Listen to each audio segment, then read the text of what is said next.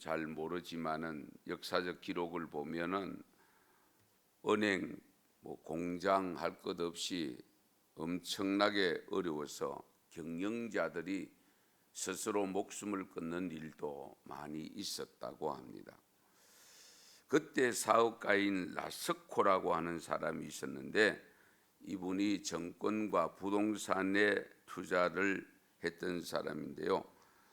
돈을 모두 빼내서 일거리를 잃은 사람들에게 일자리를 마련해 주는 데에 그 경제공황이 끝날 때까지 맨해튼의 거대한 빌딩 공사를 시작했다고 합니다. 일자리를 제공하기 위해서 시작했는데 그 빌딩이 지금도 우리가 뉴욕 맨하탄에 가면은 가장 먼저 가보는 102층 앞 그 빌딩입니다. 이 라스코는 그 당시에 전부 미친 사람으로 취급받았다고 합니다. 이 경제가 어려운데 저 큰 빌딩을 지어서 어떻게 하겠다는 거냐. 그런데 어쨌든 이 라스코가 그 빌딩을 세움으로 인해서 결국 많은 사람들에게 일자리를 제공했을 뿐만 아니라 세계 속에 명물이 된 그런 사건입니다. 우리 사람이 살아가는데 어려움이 없고 모든 일이 다 잘 되고 형통하고 하는 일마다 잘 되면 얼마나 좋겠습니까마는 짧은 생애지만은 살아보는데도 불과 몇십 년 사이에도 우여곡절이 한두 가지가 아닙니다.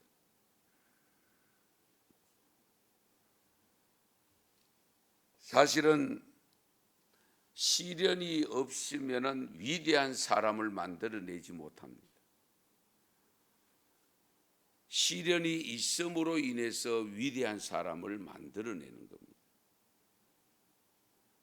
우리가 나름대로 역사를 통해서 배우는 위대한 인물들 이야기할 때에 특별한 시련들을 이겨낸 사람들이지 아무런 시련을 겪지 않는 사람이 위대한 인물로 등장하는 경우는 없습니다. 그런 것을 보면 하나님이 역사를 움직여 나가실 때에 하나님의 큰 뜻을 두고 사용되어지는 인물들도 마찬가지입니다. 우리 성경 속의 인물들도 보면 시련 없이 된 사람 없습니다. 면면히 살펴보세요. 그 시련 속에서 얼마나 큰 믿음을 가졌느냐, 믿음을 갖지 못했느냐가 판가름됩니다. 우리 하나님도 늘 보시면 믿음을 테스트했습니다. 시험했습니다.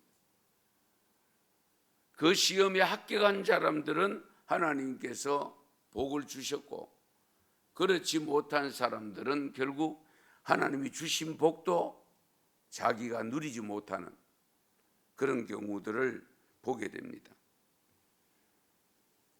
요한복음 16장 33절 하반절에 보면 우리 예수님께서 말씀하실 때에 세상에서는 너희가 환난을 당하나 담대하라 내가 세상을 이겼다. 내가 세상을 이겼다. 환난을 당할 때 우리가 낙심하면 안 됩니다.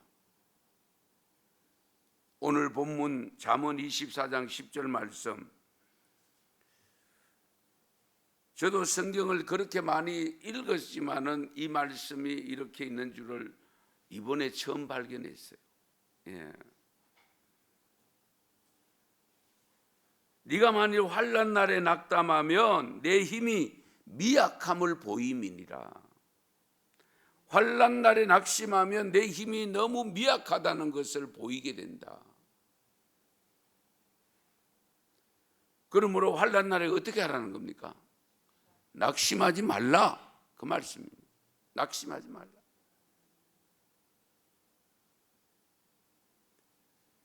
실망하고 낙심하는 순간에 나의 연약함을 드러내게 된다는 겁니다. 믿음 없음을 나타내게 된다. 요한일서 5장 14절 15절 말씀을 보면 그를 향하여 우리가 가진 바 담대함이 이것이니 그의 뜻대로 무엇을 구하면 들으심이라. 우리가 무엇이든지 구하는 바를 들으시는 줄을 안적 우리가 그에게 구한 그것을 얻은 줄을 또한 아느니라. 그의 뜻대로 무엇을 구하면 들으신다. 하나님. 우리가 무엇이든지 구하는 바를 들으시는 줄을 우리가 안적 우리가 그에게 구한 그것을 얻은 줄을 또한 아느니라. 우리가 하나님과 함께 기도하면 들어주시기 때문에 어떤 환난을 당해도 고난을 당해도 담대할 수 있다 그 말씀입니다. 낙심하지 아니하고 뒤를 돌아보지 아니하고 뒤로 물러서지 아니하고 앞을 향하여 나갈 수 있다. 왜? 우리가 기도하면 들어주신 하나님이 기다리고 계시기 때문에. 우리가 세상을 사는 것은 영적 전쟁이라고 표현을 합니다. 우리 하나님을 경외하는 성도들이 신앙생활을 하는 것은 광야 생활이라고도 누누이 말씀을 드립니다. 이스라엘 백성들이 가나안 땅에 들어가기 전 40년 동안 광야 생활은 오늘날 신자들이 천국을 향하여 다름질치고 있는 세상 속의 삶은 광야의 삶과 똑같습니다. 그래서 우리는 순간마다 결단해야 되고 순간마다 승리의 기쁨도 맛보면서 살아야 돼요.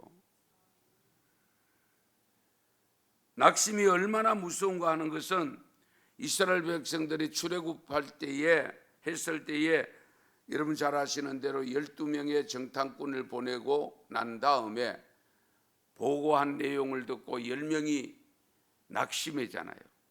왜? 그 사람들은 덩치가 우리보다 훨씬 크고 이미 요새가 다 준비되어 있고 그러니 우리는 당할 체간이 없다. 그 보고를 받은 후에 여호수아와 갈렙이 아무리 이야기를 해도 10대이니까 여호수아는 가자. 하나님이 우리와 함께 하시면 그들은 우리의 밥이다. 그래도 10명이 안 된다고 하니까 거기에 낙심해가지고 슬퍼하며 통곡하고 애굽에 매장지가 없어서 우리를 이곳으로 인도했느냐고 야단법석을 지키고 그래서 결국 하나님은 40년 동안 광야 생활에서 그 불평하고 원망했던 사람들을 다 광야에서 죽게 만들었습니다.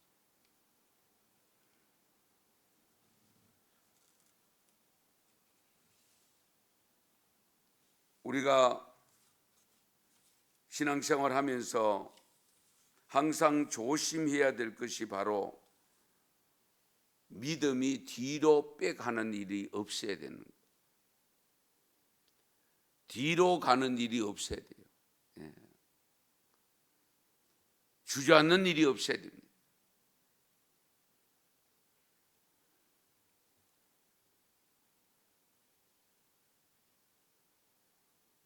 우리가 살다 보면 우리 힘으로 할 수 없는 일이 분명히 있습니다. 뭐 지금도 마찬가지 아닙니까? 누구도 바이러스가 현미경으로 해서 우리에게 보여주는 사진을 보면 화려한 왕관 같고 정말로 저것이 무엇 때문에 그렇게 사람들을 두렵게 하느냐? 어려울 때 생명을 앗아가기 때문에 죽음이 기다리기 때문에 두려워하는 거잖아요. 아프기만 아프고 죽음만 없어도 이렇게 두려워하지 않죠. 죽음을 가져오기 때문에 두려워하는 겁니다. 사람은 누구나 다 마찬가지입니다만은 가장 두려워하는 것은 죽음이잖아요.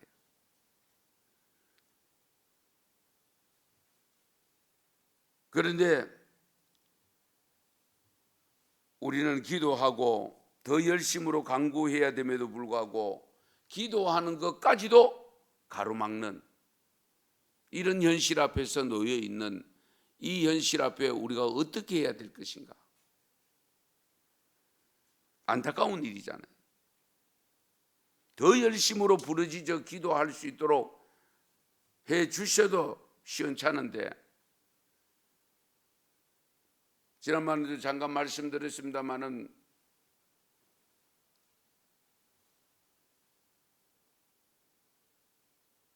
어떤 목사님이 고백이, 제가 혼자 나가서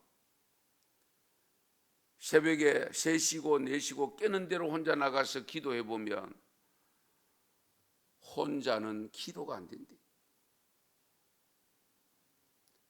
자기도 기도를 한 자리에 앉으면 수시간씩도 해보았지만은 혼자 기도는 어렵다는 거예요. 기도하다 보면 어느새 순간에 졸고 있고, 기도하다 보면은 어느새 순간에 혼자 하다 보면 힘을 잃어버려서 기도하는 내용이 생각나질 않는다. 두세 사람이라도 모여서 기도하는 거하고 혼자 기도하는 거하고는 천양기 차이가 있음을 이번에 뼈저리게 느끼고 있다고 저한테 고백을 했습니다. 사실 그렇습니다. 집에서 기도해보지만은, 기도방을 준비해놓고 기도해보지만은 잘 안 되잖아요. 그런 측면에서 지금 우리가 예배만 무너지는 것이 아니라 다 지금 허물어지고 있는 이런 현실 속에 오늘 말씀 주십니다. 적어도 광야를 통과하려고 하면 그 광야에서 내게 다가오는 갖가지 어려운 일들을 만날 때에 낙심하지 말아야 됩니다. 실망하지 말아야 됩니다. 앞을 향하여 가야 됩니다. 생명 걸고 가야 됩니다.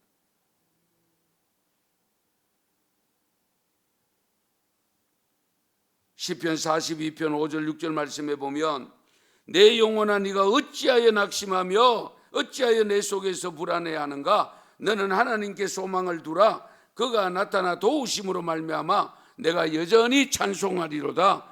내 하나님이여, 내 영혼이 내 속에서 낙심이 되므로 내가 요단 땅과 헤르몬과 마살산에서 주를 기억하나이다.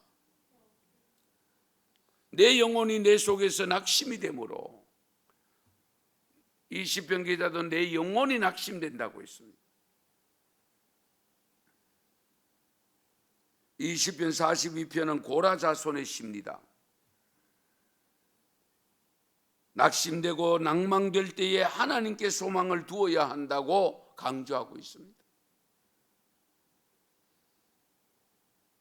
지금 우리가 무엇에 소망을 두겠습니까?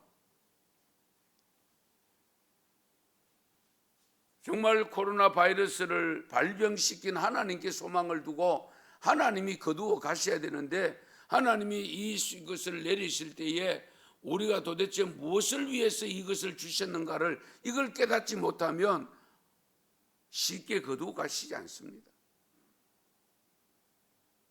하나님이 이것을 내리신 목적을 우리가 알아서 깨달아서 정말로 우리가 바르지 못한 걸 고쳐나갈 때에, 그 원인이 제거될 때에 하나님도 바이러스를 거두어 주시는 겁니다.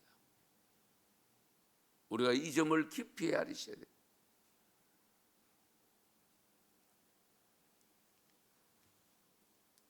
생김새가 똑같은 쌍둥이 이야기인데요, 한 아이는 언제나 희망으로 가득 찬 낙관론자였고, 그 아이는 모든 일을 할 때에 늘 이렇게 말한다고 했습니다. 모든 일이 잘 되어가고 있어. 모든 일이 잘 되어가고 있어. 다른 한 아이는 늘상 슬프고 절망적인 비관론자였는데, 걱정이 된 부모가 정신과를 의사를 찾아가서 사정을 이야기하고 그랬더니만 의사가 처방을 내리는데, 비관론자 아이에게는 방에다가 가장 갖고 싶은 거, 자기가 좋아하는 걸 선물을 해라. 그리고 낙관론자에게는 그의 아이에게 선물을 퇴비를 가지고 걸음을 가지고 선물을 해라. 그래 놓고 관찰을 해봐라. 의사 선생님이 시키니까 이 부모님이 의사 선생님이 시키는 대로 늘 부정적으로 생각하고 비관적으로 생각하는 아이방에는 자기가 그동안 갖고 싶었던 컴퓨터를 제일 그 당시에 좋은 거를 갖다가 선물로 해줬대요. 그리고는 정말 낙관론자 늘 긍정적으로 있는 이 아들에게는 퇴비를 한 뭉치 잘 포장해가지고 그래가지고 갖다 넣어줬대요. 그리고는 살금살금 가서 그 선물을 받고 어떻게 하는가 하고 이 엄마가 아버지가 그렇게 관찰을 하는데 비관론자 아들의 방에 가니 옆에 가서 들어보니까 야단났습니다. 한번 들어보세요. 이 컴퓨터는 색깔이 마음에 안 들어. 이 계산기는 틀림없이 금방 고장이 날 거야. 이 게임은 정말 싫어. 내가 아는 다른 아이는 이것보다 훨씬 더 큰 자동차를 선물 받았는데 나는 이거 뭐야? 이러고 있더라는 거예요. 그래서 복도를 지나서 낙관론자 아들이 있는 방을 들여다보는데 이 아이는 신이 나서 그 퇴비를 공중에 뿌리면서 날 놀라지 말아요. 이렇게 많은 걸음이 있다면 틀림없이 당나귀를 한 마리 사 오신 거죠. 이렇게 많은 걸음이 있다면 퇴비가 있다면 당나귀를 한 마리 사온 거 아니냐? 왜? 당나귀가 밟아야 걸음이 되니까, 퇴비가 되니까.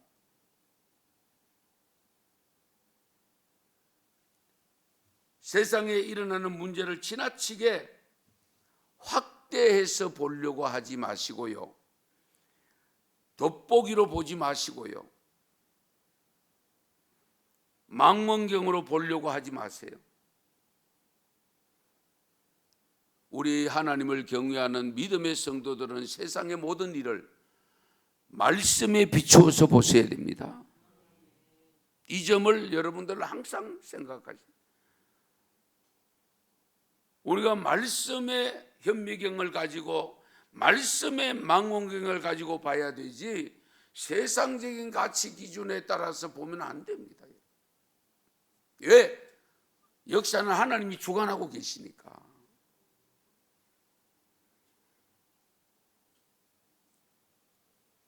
우리가 믿음의 눈으로 보면, 말씀의 눈으로 보면 아무리 큰 문제로 여겨지는 일이라도 아주 작게 보일 수 있습니다.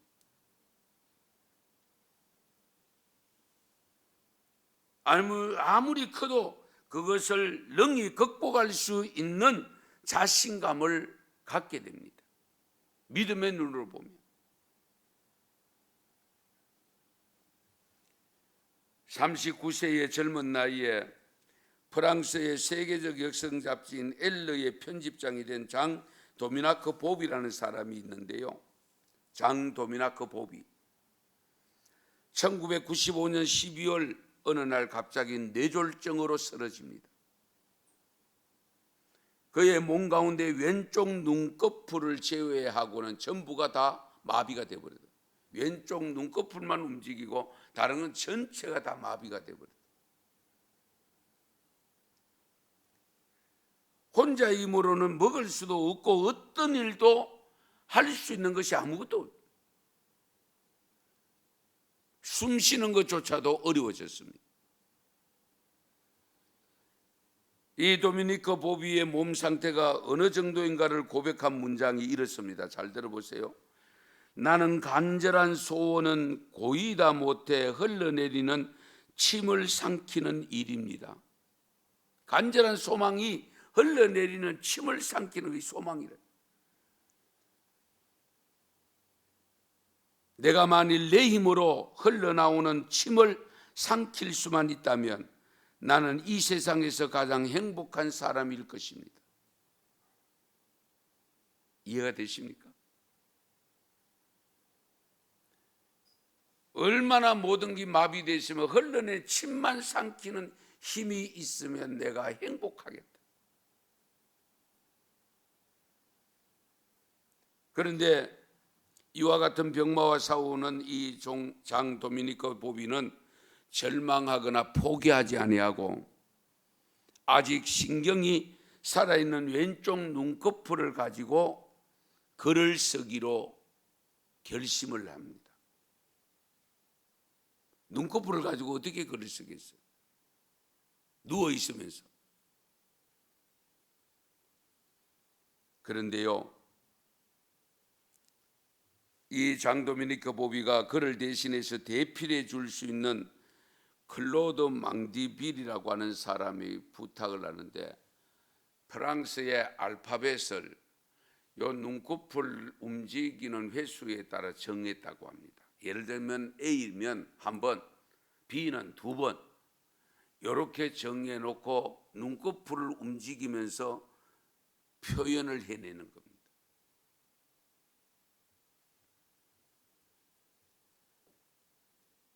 그런데 한 문장을 만드는데 꼬박 하룻밤을 보내야 되는 그런 작업이었는데 1년 3개월, 15개월 만에 약 한 20만 번 이상 눈꺼풀을 움직여서 130쪽의 분량의 책을 냈는데 우리나라도 번역이 되어 있습니다. 잠수복과 나비라는 책입니다. 잠수복과 나비.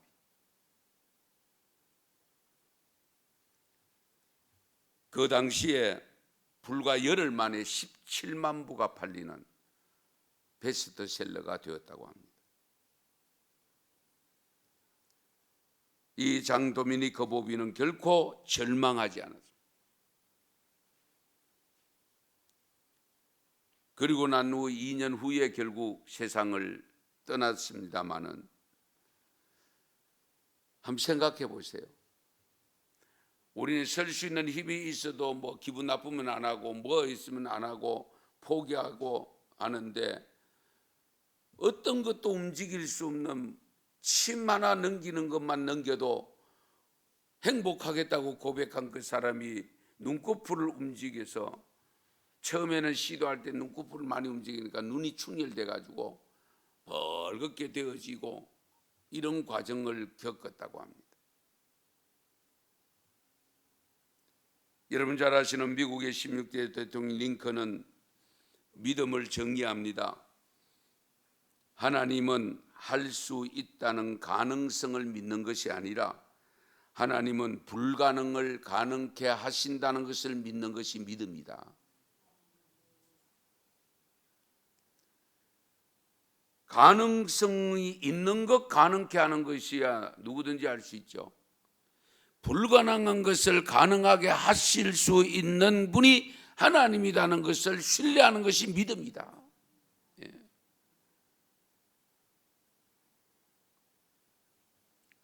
그래서 오늘 히브리서 10장 38절에 보면 히브리서 기자는 뒤로 물러가면 내 마음이 그를 기뻐하지 않으리라. 나의 의인은 믿음으로 말미암아 살리라. 또한 뒤로 물러가면 내 마음이 그를 기뻐하지 아니하리라 하셨느니라.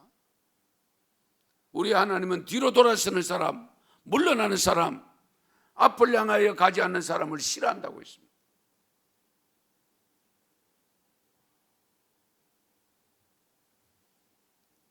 빌립보서 1장 25절에 보면 내가 살 것과 너희 믿음의 진보와 기쁨을 위하여 너희 무리와 함께 거할 이것을 확실히 아노니. 믿음의 진보, 기쁨을 위하여 너희 무리와 함께 거할 것을 확실히 안다. 그러므로 앞을 향해서 나가라 그 말씀이거든요.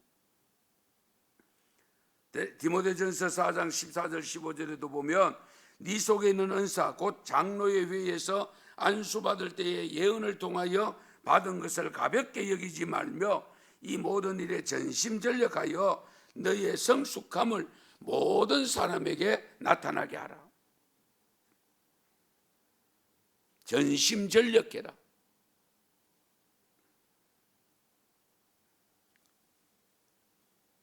성경에서 후퇴하는 신앙을 가졌다가 낭패당한 사람이 많습니다.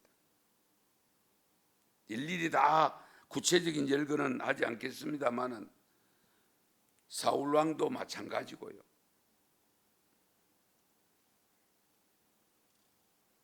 솔로몬도 마찬가지고요. 솔로몬이 정말 지혜를 얻어서 복을 받았지만은 결국은 훗날에 믿음이 후퇴함으로 인해서 이방 여인에게 놀아나고 온갖 우상들을 섬기게 되는, 그로 인해서 자기 때에는 그래도 하나님께서 다윗의 아버지 다윗의 그것을 받아서 하지만 자기 아들 때에 가서 나라가 북이스라엘과 남유다로 나누어지는, 그것이 그냥 온 것이 아니라 솔로몬 때문에 그렇게 된 겁니다. 사사 삼손도 마찬가지고요. 그래서 오늘 본문 히브리서 10장 39절 말씀에 보면 우리는 뒤로 물러가 멸망할 자가 아니요 오직 영혼을 구원함에 이르는 믿음을 가진 자니라. 아멘. 뒤로 물러가 멸망할 자가 아니요. 뒤로 물러가면 멸망한다, 그 말씀이잖아요. 적어도 요셉처럼 다니엘처럼 그 다니엘의 세 친구들처럼 사도 바울처럼 아도지 어떤 경우 어려움이 있다 할지라도 감옥까지 들어가는 경우가 있다 할지라도 믿음 잃지 아니하고 앞을 나가면 반드시 하나님께서 크게 역사하십니다.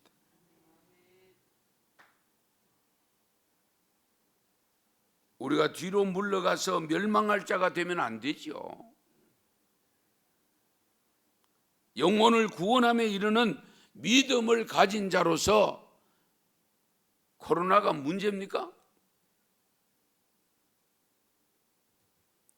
죽음이 그토록 두렵습니까? 우리는 영생을 바라보고 사는 사람들입니다.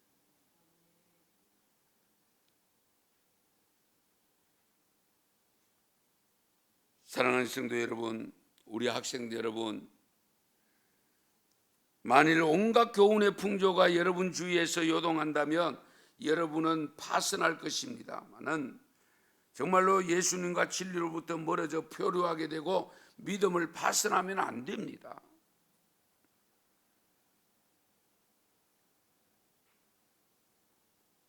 우리 예수님은 사탄의 유혹, 여러분의 죄악된 본성, 그리고 세상의 시험이 여러분을 공격할 때에 절망이 아닌 소망이 후퇴가 아니라 진보로 영혼의 안전하고도 견고한 닻이 될 수 있도록 영광스러운 안전장치를 우리 주님께서 마련해 놓으셨습니다.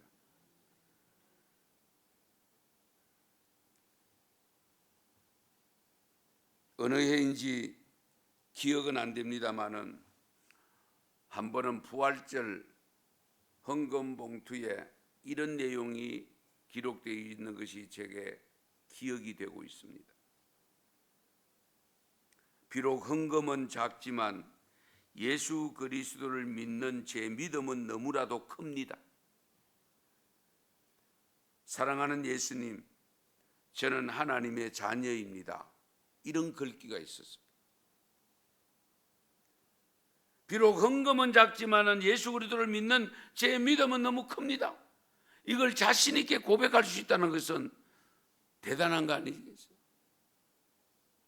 누군지는 모르지만 이분이 지금 어떻게 살고 있을까? 저는 그것인데 누군지는 모릅니다. 큰 믿음, 항상 진보하는 믿음으로 광야를 무사히 통과해서 적과 꿀이 흐르는 땅으로, 주님이 하나님이 약속한 땅으로 모두가 들어가서 승리의 계가를 부르고 하나님을 찬양하고 하나님을 기쁘시게 하는 믿음 있는 성도가 될 수 있기를 축원합니다. 축복합니다. 기도드리겠습니다.